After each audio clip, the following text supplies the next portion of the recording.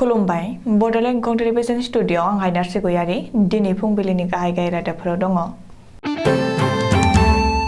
तामुलपुराव SSB आ गोरिब नखरनि सुबुंफोरनो सलार रानना होदों आरो फ्रि देहा फाहामथाय होदों। मेघालयआव BSF आ 43 मोसौखौ जब्द खालामदों। कर्नाटकआव एसिड बेफ्रुनानै नखरसेनि 4 सुबुंनि जिउ खहा। CPI आ बासनि भारा बांनायनि हेंथायै कक्राझार जिल्ला बेंगिरिनो गोसोखांलाय होदों। बजालिनि भबानिपुराव पुलिसआ गोबां बिबांनि गान्जाजों लोगोसे सानै हमदों। सा सानजा रायजोफोरजों लोगोसे आसामावबो हिन्दीआ गोनांथार खालामनायखौ गोख्रों हेंथा होदों। आमटेका जमुनागुरियाव डाकाति खालामनाय 3 डाकाइटा आमगुरि थानायाव सारेन्डार जादों। दानिया फैदो आबुं रादाबाव।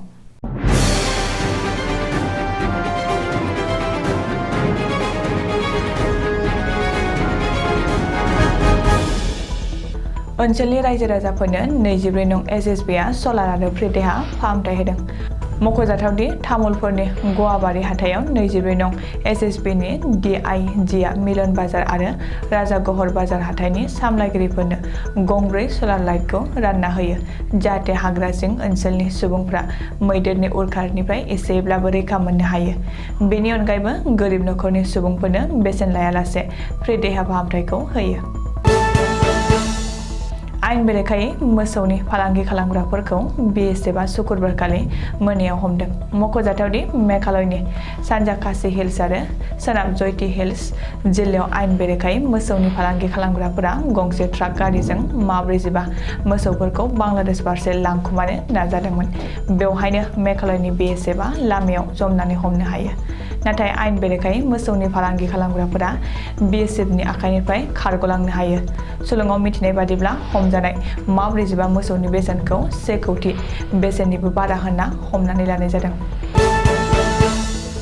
कर्नाटकआव एयार कन्डिशनार एबा AC आ हरखाबै बेफ्रुनानै नखरसेनिनो 4 सुबुंफोरनि जिउ खहा जादों।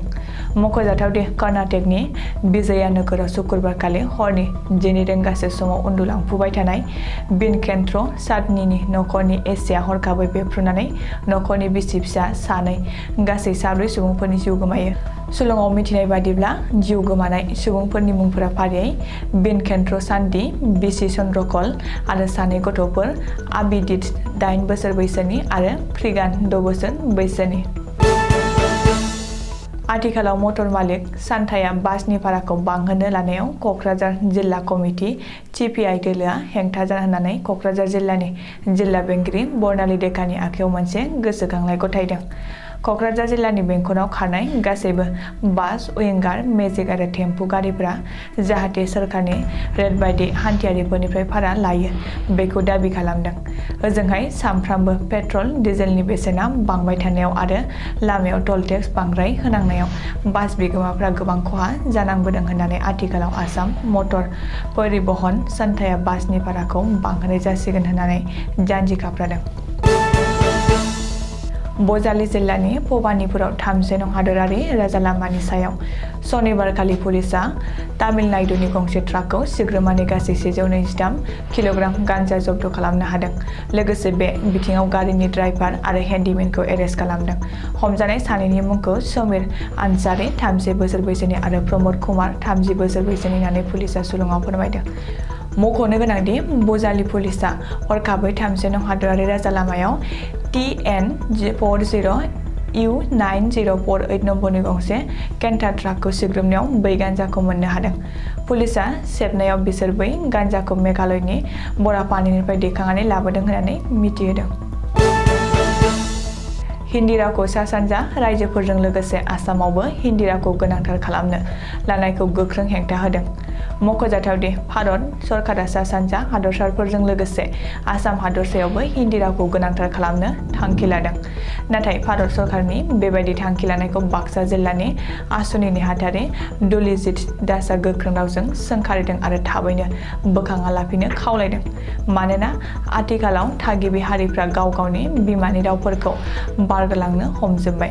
बेफोरबायदि समाव आरो भारत सरकारा बेफोरबायदि थांखि लाबावोब्ला थागिबि हारिफोरनि रावा गोमालांजोबसिगोन होनना बुंदों आरो थाबैनो बोखारना लाफिनाब्ला गासै फरायसा आफादा खौसे जाना गोख्रों सोमावसारगोन होननानैबो हुमखि होदों।